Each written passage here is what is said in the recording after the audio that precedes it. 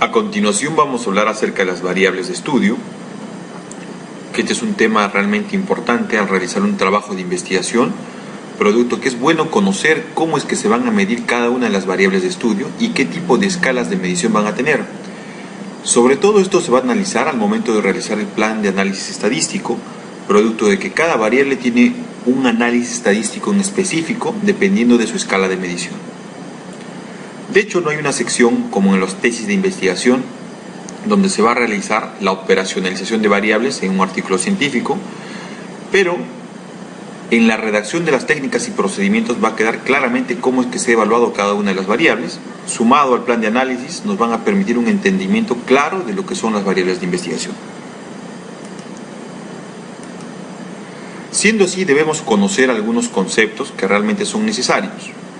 Se va a entender por variables aquellas características de los sujetos de estudio que pueden variar y cuyas variaciones son susceptibles de ser medidas.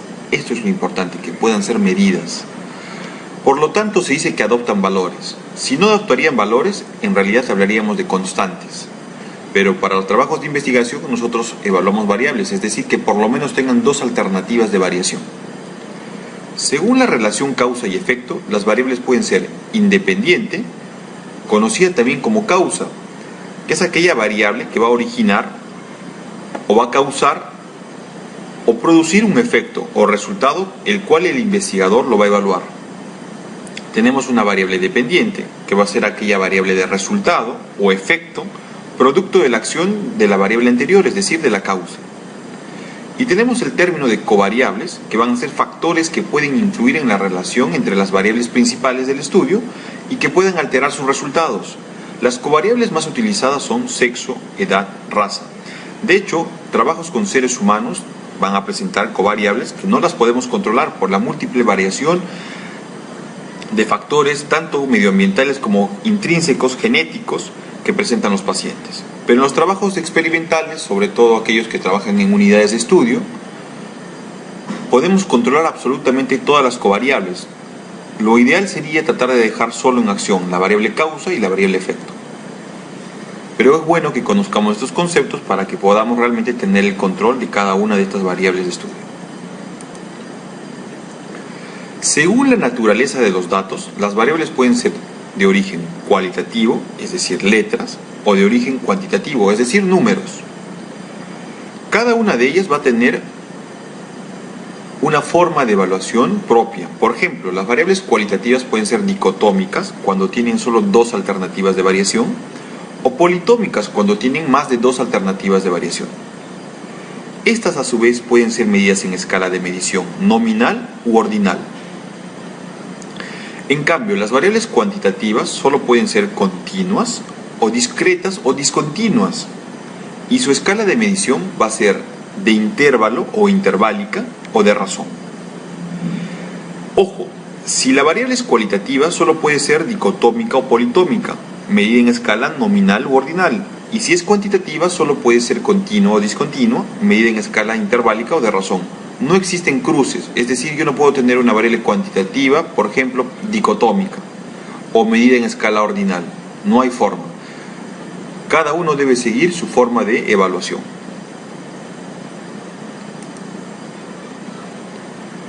Acá damos más luces acerca de la clasificación de las variables. Vamos a decir que las variables cualitativas o categóricas están referidas a las propiedades de los objetos en estudio.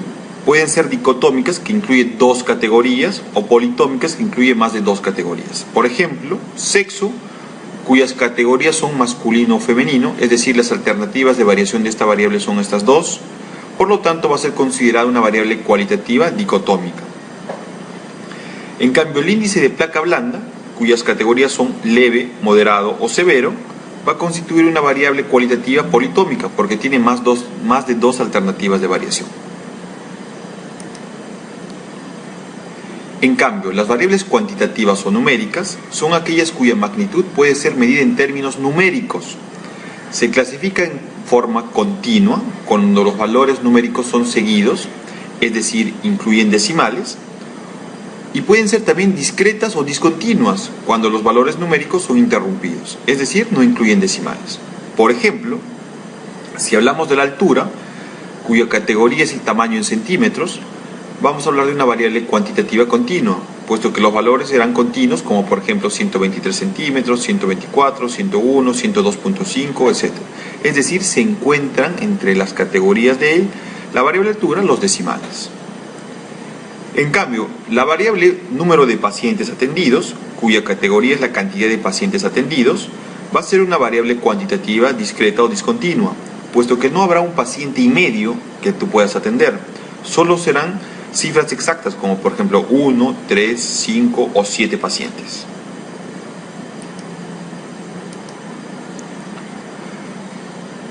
Habiendo visto eso, ahora vamos a hablar de las escalas de medición. Y recuerda, solo para las variables cualitativas pueden ser escala de medición nominal u ordinal. Comencemos hablando de las escalas nominales. Una escala nominal es simplemente un conjunto de dos o más categorías de una variable sin que interese el orden o la jerarquía entre ellas. Por ejemplo, el tipo facial, que puede ser dólico-facial, mesofacial o braquifacial, no presenta ninguna jerarquía entre los valores, es decir, solo son iguales o son diferentes.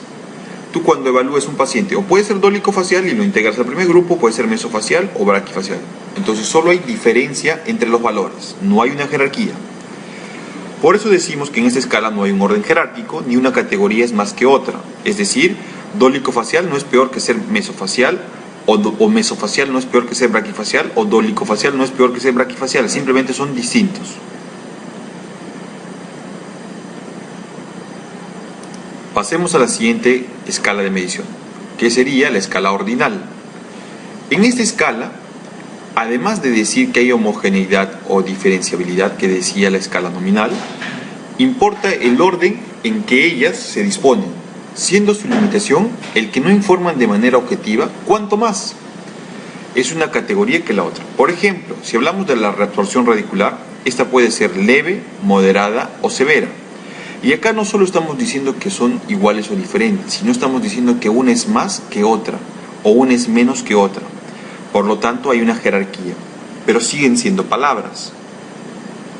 En esta escala sí hay un orden jerárquico, una categoría es más que otra, la reabsorción radicular severa es peor que la moderada, y esta a su vez es peor que la leve, pero no se sabe cuánto más, solo sabemos que una es peor que otra.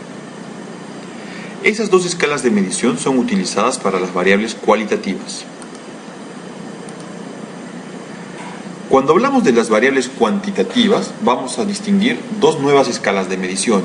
La primera va a ser conocida como la escala de intervalo o interválica. Para lo cual tenemos que decir que las escalas cuantitativas son aún más informativas que las otras dos que hemos revisado. A los requisitos de homogeneidad, diferenciabilidad y orden, se agrega algo nuevo, los intervalos, que pueden ser regulares y más específicamente iguales. Las siguientes tres escalas representan todas ellas intervalos iguales. Fíjate acá los ejemplos. La distancia de 1 a 2, a 3, a 4, a 5, todas son iguales. Igual en el ejemplo 2, la distancia de 1 a 2, a 3, a 4, a 5 también son iguales. O la progresión que vemos entre la tercera recta, de 1 a 2, a 3, a 4, cada vez va aumentando en la misma proporción. Estas van a ser consideradas escalas interválicas.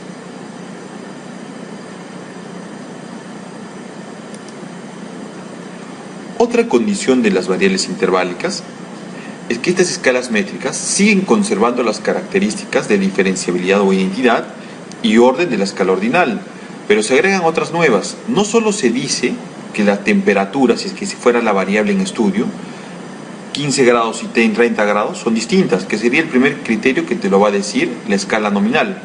Y no solo te va a decir que 30 grados es mayor que 15, que te lo diría la escala ordinal, sino que además te va a decir una nueva información, que sería que 30 grados es cuantitativamente tan distinto de 15 grados como 15 grados lo es de 0 grados.